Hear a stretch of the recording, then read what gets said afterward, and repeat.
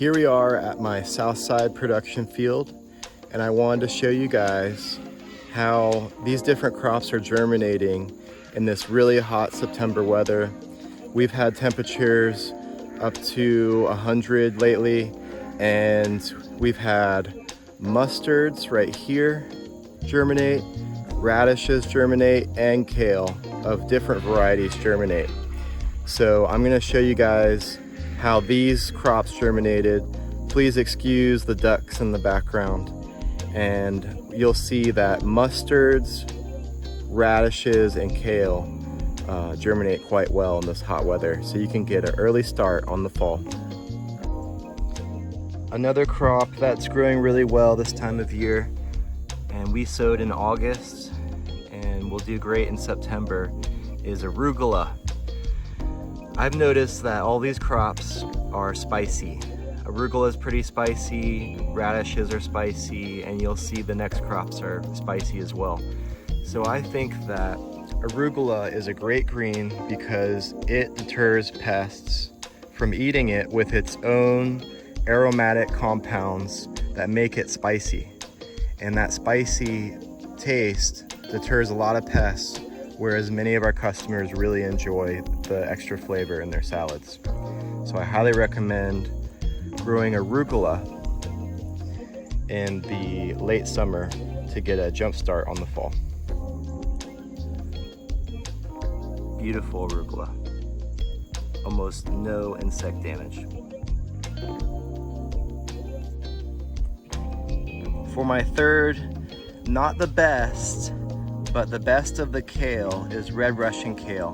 From my experience, I've tried to get 4 different types of kale to germinate, and the red Russian kale is germinating the best. You can see it has a little bit of insect damage, but it is really holding its own out here. It's in the north side garden, which is a little more wild, and this red Russian kale is getting really big and producing a lot of these beautiful leaves. So I highly recommend red Russian kale. As I said, it's the only kale that germinated in 90+ Fahrenheit temperatures. So all I gotta watch out for is the caterpillars. Because these greens are not spicy, the reason I'm adding them into this list is they germinated at very high temperatures. So if you can protect them, I use diatomaceous earth. If you can protect them, they will grow very well in this hot weather. So here we have mustards. They've germinated quite well. This may even be a little too dense in the end, but that's great for our purposes. But you can see the germination is pretty good. And we did 3 different varieties of mustard: Florida broadleaf, red mustard, and the frilly green mustard. I forget the variety name right now. But these all seem to do well. You can see the red mustard right there. And this is probably Florida broadleaf right here. This looks like the frilly mustard, the red. So they all seem to be germinating pretty well. Next we have my favorite purple daikon or Bravo radishes on Johnny Seed.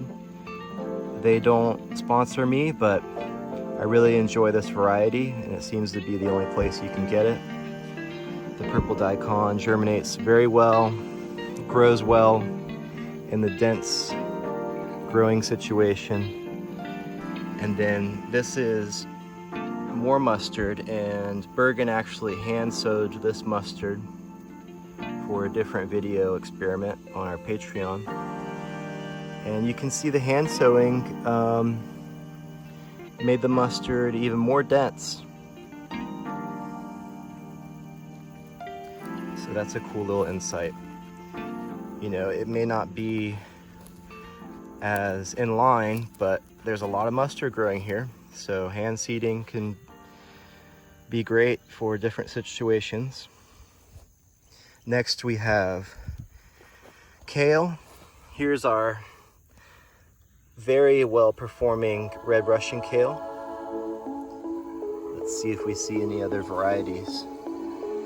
No, this was all red Russian kale. Coming up really well. So we have even better germination than the first field, which I'm really happy about.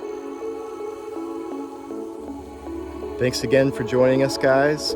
I hope this helped you in making some good decisions to start your fall garden. As you can see, mustard, radish, and kale and arugula are the best crops to start growing in August and September if you haven't started.